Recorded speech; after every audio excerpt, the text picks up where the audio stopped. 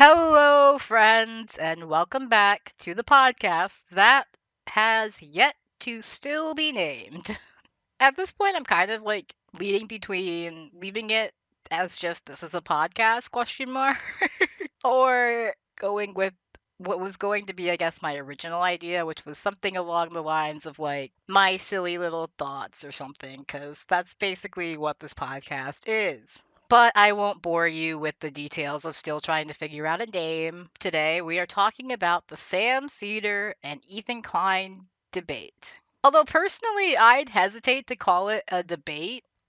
I guess technically that's what it was, but there wasn't much debating. It was more a conversation that got a little heated every now and then. And I'm not going to get too much into the details. This is really just my sort of afterthoughts on it, having watched it yesterday, having skimmed through it a little bit today again. And I didn't want to make like a separate video for this. Ethan's going to be talking to Hassan tomorrow, supposedly, and I'll probably give that its own video. As it stands for now, I just kind of wanted to give a few little opinions and thoughts and whatever on yesterday's conversation with Sam.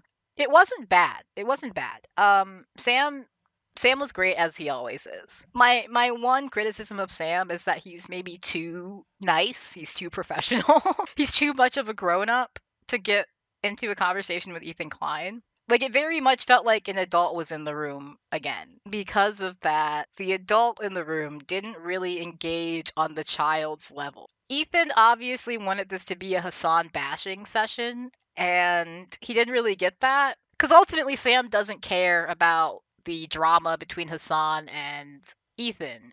Sam just wants to talk about the issues involving Israel and Palestine, and Ethan's trying to prove that he's not a Zionist, that he is, in fact, pro Palestine, and he's trying to prove that he's been, harassed and everything. He's trying to paint himself out to be the victim in all of this. And Sam doesn't know any of the history, doesn't know what Ethan said or done. And it.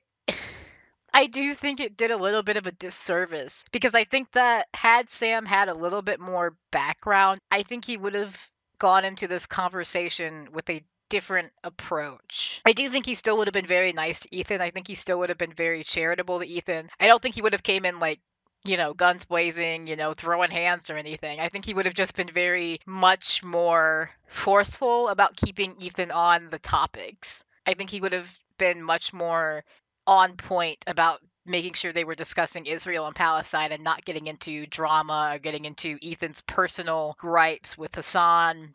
For example, one of the times that they did get into a little bit of a heated back and forth was when Ethan plays a clip of Hassan talking about how he doesn't think that a Zionist should have even like the lowest position of dog catcher, right? That even that is too much power for a Zionist to have. That was the ultimate point of what Hassan was saying. Ethan, of course, gets into the weeds about the words that Hassan says. He starts interpreting them in a very uncharitable light, trying to make it seem like Hassan is just being anti Semitic, which he isn't. He's talking about Zionists, but because he says something along the lines of anyone who has had positive feelings about Israel, that is what we call hyperbole. Ethan Klein is very familiar with hyperbole. Ethan Klein is very familiar with saying things that could be misconstrued or taken uncharitably. So for him to turn around and do this to somebody is baffling to me. And even Sam kind of called him on it. Even Sam was like, are we really going to start talking about hyperbole here, Ethan? Like, you of all people? And this man does this all the time where he paints himself as this victim, as this person who's been so very attacked and hurt and whatever, and he just ignores all the shit that he does, all the shit that he says, and all the negativity that he puts out into the world. If Hassan is being anti-Semitic when he says that, Ethan, I can't even begin to say all the things that you are. You are racist, misogynistic, like we could go on. We could go on and on and on. You're anti-Semitic yourself based on things that you have said, Ethan. If we want to get into the very, very particulars of everything that Ethan Klein has ever said, we can make an argument for anything. Ethan Klein has done so much horrible shit. How can you sit up there and make arguments that people are saying things that are like so extreme, blah, blah, blah, and give them the most uncharitable framing whatsoever, knowing that he himself has said things that can be construed in things that are 10 times worse? You have said things that could be interpreted as you being a rapist.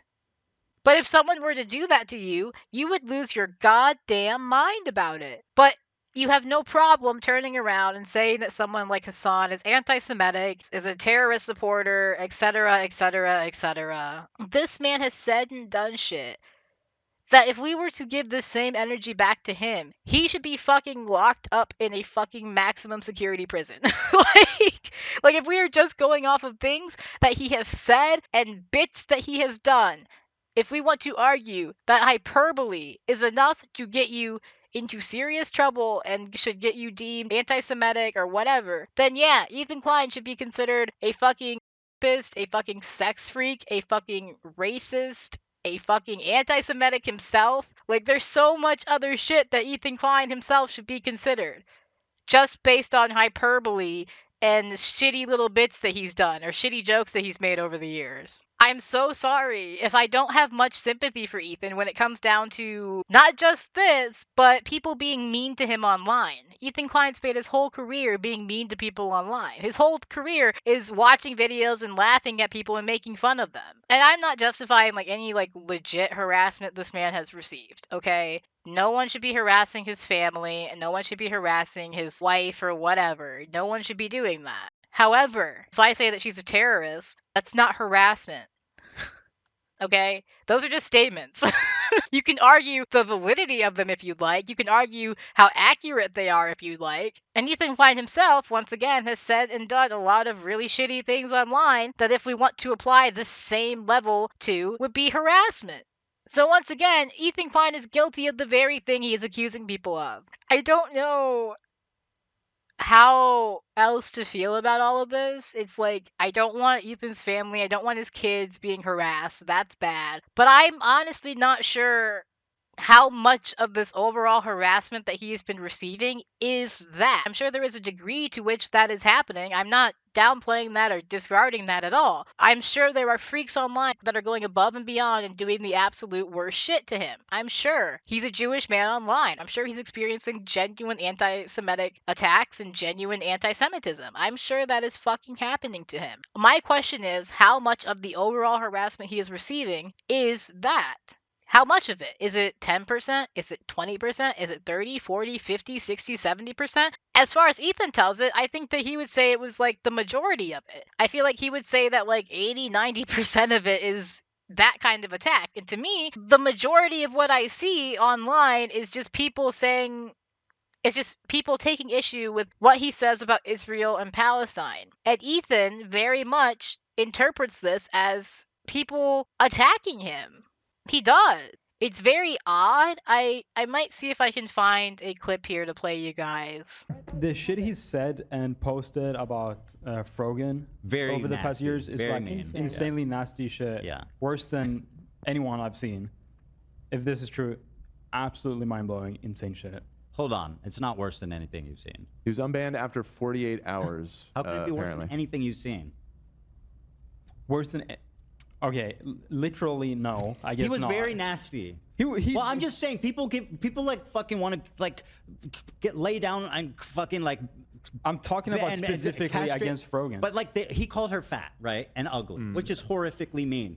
I get called a fucking baby killer. I was talking specifically about That's way Frogan. worse than being called fat and ugly, in my opinion. Sure. Not yelling at you.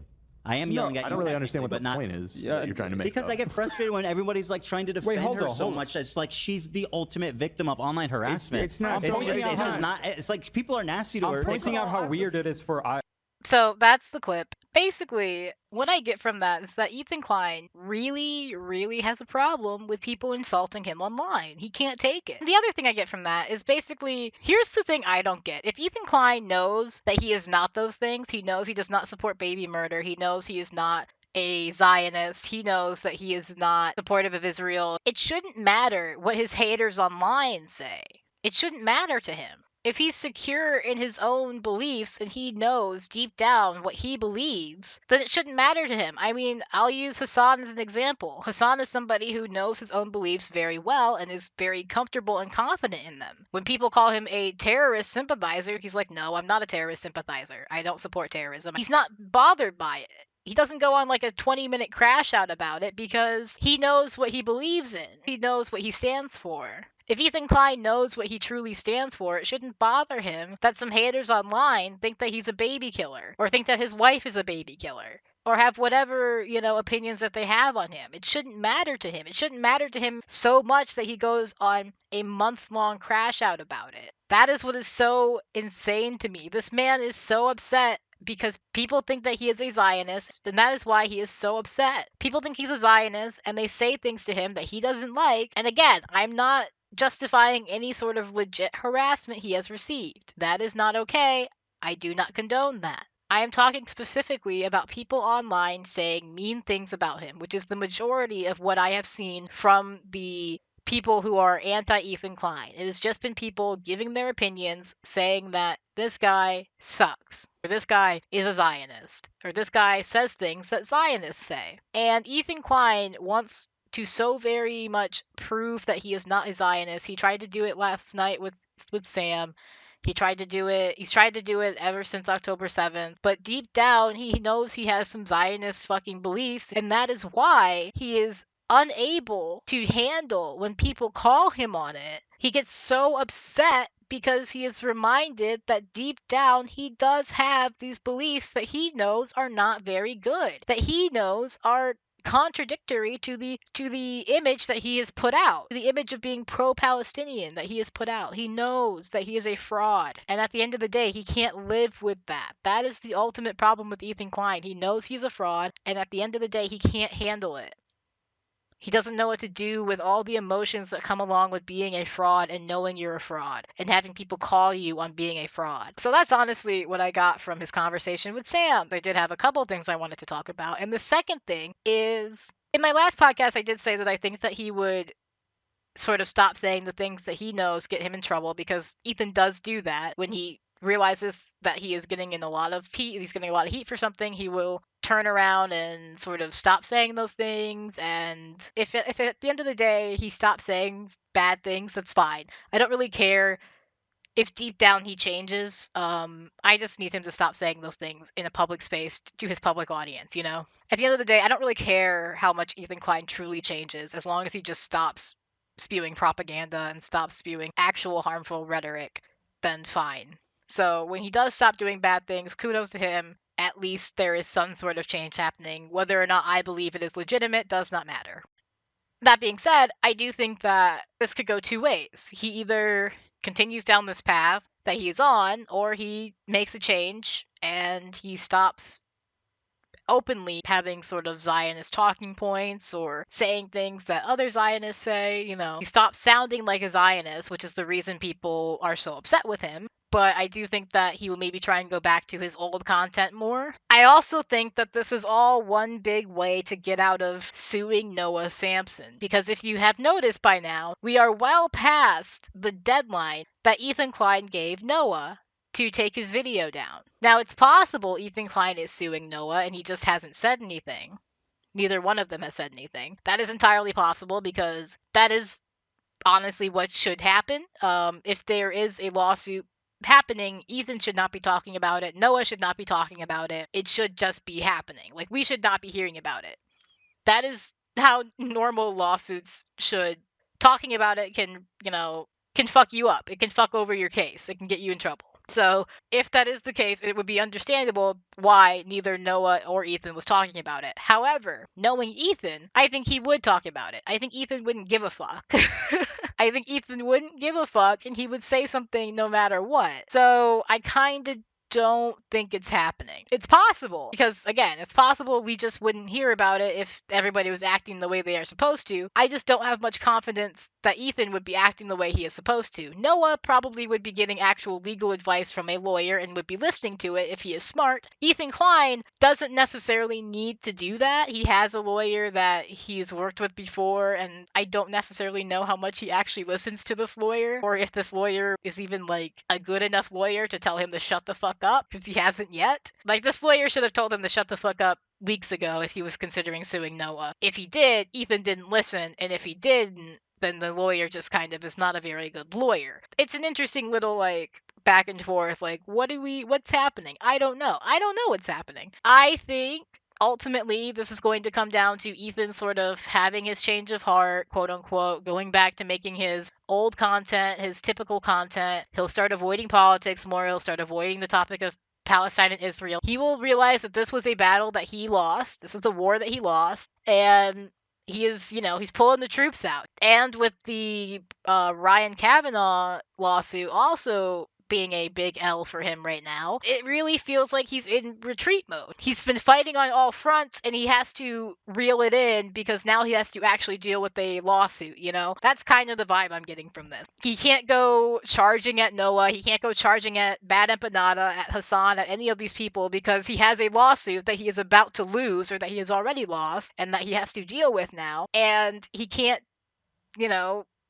lead the troops into battle like he wanted to. So that's it. I think that's where we're at. Because, again, it's very interesting to me that we've heard nothing about the whole Noah Samson thing, even though Ethan couldn't stop talking about it before. He had Noah's ex on the podcast. And now all of a sudden, he doesn't talk about Noah at all. He moved on to harassing Frogan. And we'll see what happens after his debate with Hassan tomorrow. Tomorrow's going to be very interesting. Hopefully I get this up before tomorrow, but if I don't, then the debate is happening either today or it has already happened, and you can expect a video on that coming soon. I will say another thing that kind of annoyed me was that Sam didn't stream his part, right? That's not because I think that Sam needed to for the content or anything. I feel like to some degree Ethan really gets to capitalize off of doing this. They have to go to Ethan's channel and watch it, just giving Ethan the views. And that's a small thing, but it was something that kind of was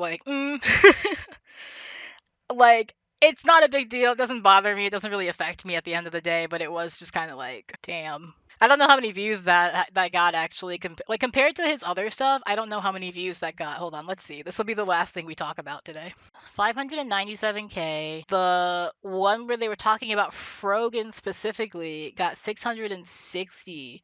The one before that, where it's Lord of the Rings reviewed by a room full of haters, has only gotten 556K views, and that was streamed 5 days ago. So the two after that, the one with Frogan and the one with Sam Seder, have already surpassed that. The one before that, where it was Hassan and iDubbbz, has gotten 805K. One before that, where they talked about the human skulls, has gotten 736K. The one reacting to the iDubbbz content comp got 1.5 million. If you go back down a little bit, though, to one that is just about secret recording of Twitch CEO leaked. Is this the end for Twitch? 549K, streamed 2 weeks ago. It's already been surpassed by stuff that has more drama-related things happening. Bye-bye, Vitali. Updates on sentencing only got 530K views, which is still a lot of views. I'm not downplaying that, but there is definitely a difference in the amount of views that they get when they don't cover this drama related stuff versus when they do. He's a content creator. He's going to do what gets him the most views. And I do think that as time goes on and this talking to Sam Seder gets more views, I think we will see this video get quite a few views. I do think that it will get up there compared to some of their other stuff. I imagine it will quickly surpass this one on Frogan from a few days ago. I do think it will be bigger than his content is that doesn't cover this drama. Which is why I'm also kind of unsure if he will truly go back to just doing his old content, because it's not as profitable for him anymore. I mean, it might if he just goes back to doing it and he can get his old fans back, but I don't know if that's even possible. We'll see what happens. I'm coming at this right now from a more charitable position for Ethan. If I wanted to be very honest with you, I think Ethan Klein is a Zionist. I think that at the very least, he doesn't care about the Palestinians nearly as much as he does Israel and Israelis. I think that he says Israel is committing a genocide. He says it, but I don't feel his conviction. I don't feel his willingness to stand on these grounds and fight for them. I feel someone who is saying them for his own benefit, for his own self-image. And that is my issue with Ethan Klein. That is entirely my perception of what he says and what he does. I could be entirely wrong. I'm not in Ethan's head. I can't tell you exactly what he is thinking. All I can do is give you my perception based on comparing it to things I have seen other places, comparing it to things that I have seen from other people. And when I make those comparisons, Ethan Klein looks more like a Zionist, sounds more like a Zionist, acts more like a Zionist than he does a pro-Palestinian advocate.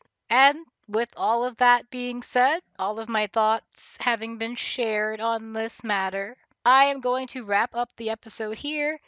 Like, comment, subscribe, check out my other videos, and keep an eye out for my video on the Hassan Ethan debate conversation, whatever the hell it's going to be. We'll see what happens. It's going to be an interesting one. If you made it this far, I appreciate you very much. Thank you so much for giving me your time and your attention, and I do not take it lightly, so once again, thank you. That is all I have for you today. I will see you all in the next one. Have a lovely day, and goodbye.